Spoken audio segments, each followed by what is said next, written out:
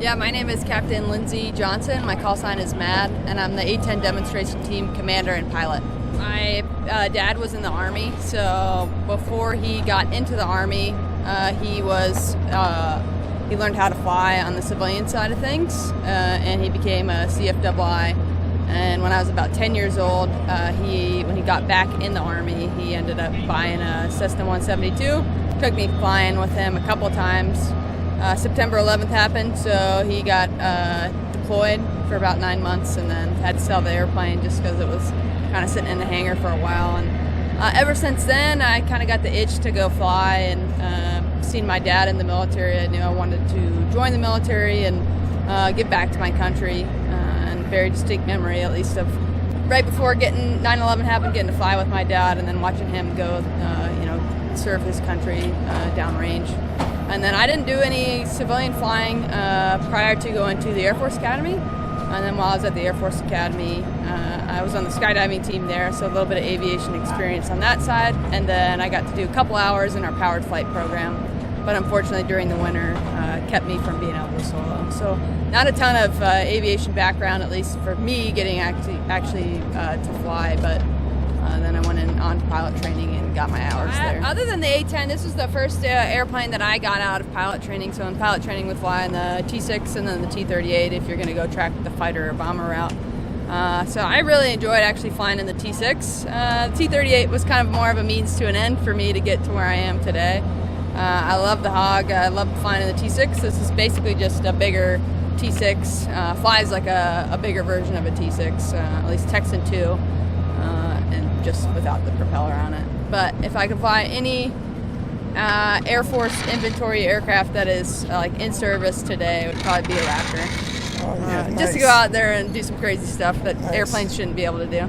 I could have like multiple different ones, but I think one that's been really awesome was getting an opportunity to go deploy with my squadron when I was with the part of the 354th Fighter Squadron. So, we work so hard in training. We practice to what we should be able to go do if we are expected, if we're asked to go downrange, and to be able to go and put the work in that we did prior to, that we do every day, and then be able to go support the men and women on the ground was definitely a rewarding experience. If I came home each day back, and I knew that the men and women on the ground were able to go to wherever they needed to safely, or if they were able to sleep at night because we were overhead, and not have to worry about, the enemy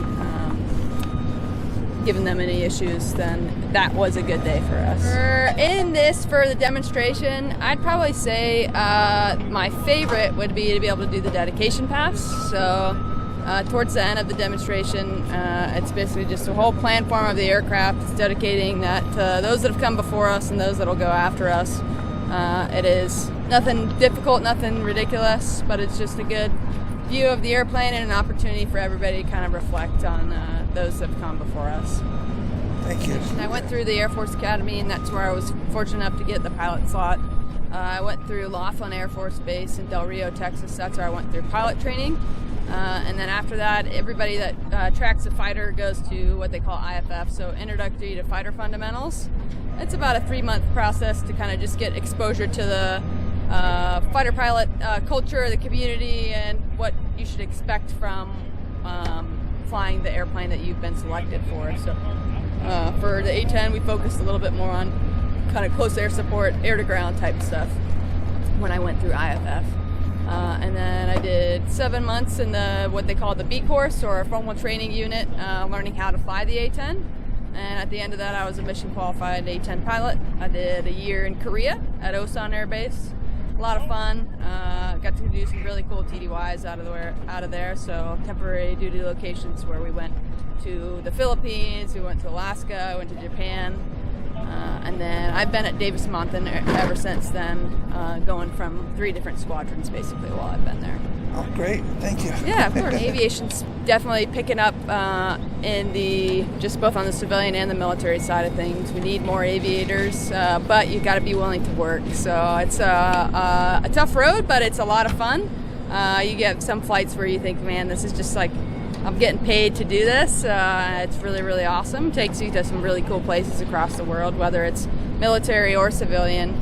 if you're willing to work hard and be a team player, whether or not you're in a single-seat airplane or you're in a crew aircraft, you got to be able to work as a team and work hard each and every day, because you always constantly want to be learning. If you ever get to a place where you feel stagnant and you feel comfortable, then it's time for you to move on and challenge yourself to the next bigger thing. Typically, air shows that we go to, we try to interact with the crowd as much as possible. So whether it's like Civil Air Patrol or before or after we go fly, we'll go interact with the crowd. Typically about an hour before I go fly, I am in the zone, kind of ready. All the guys are getting the aircraft ready to go. But we try to do school visits if they're available, and then typically if we've got any men or women that are going to be in the delayed entry program to enlist to the Air Force, Marines, Army, whatever branch it is, we try to bring them out to the aircraft and just welcome them in. And sometimes we've done some enlistments for them as well, which is cool. I believe this is our first time our team, at least to my knowledge, over the past few years has been here. It's always a privilege to be kind of in a smaller town and be able to get a little bit more of a closer opportunity to talk with people. Because the bigger air shows make it a little bit more difficult for us to be able to interact with the crowd, just because there's so much going on. So it's an absolute privilege to be out here. We're super excited to be a part of it. Our team's going to be out there on Saturday ready to talk to people about the hog and answer any questions. We've got swag that we'll be selling as well, so please feel free to come by, see the guys. They're going to be wearing black uniforms, and they'll be ready to chat with you guys about the hog and the Air Force. Well, thank you very much for making your time. Thank you for having us. For the interview. Yeah, of course. And if I could just come over to the camera and say thank you very awesome. much. We appreciate it. Thanks, Joseph. It's a pleasure to have you in town. Yeah, of course. Attack.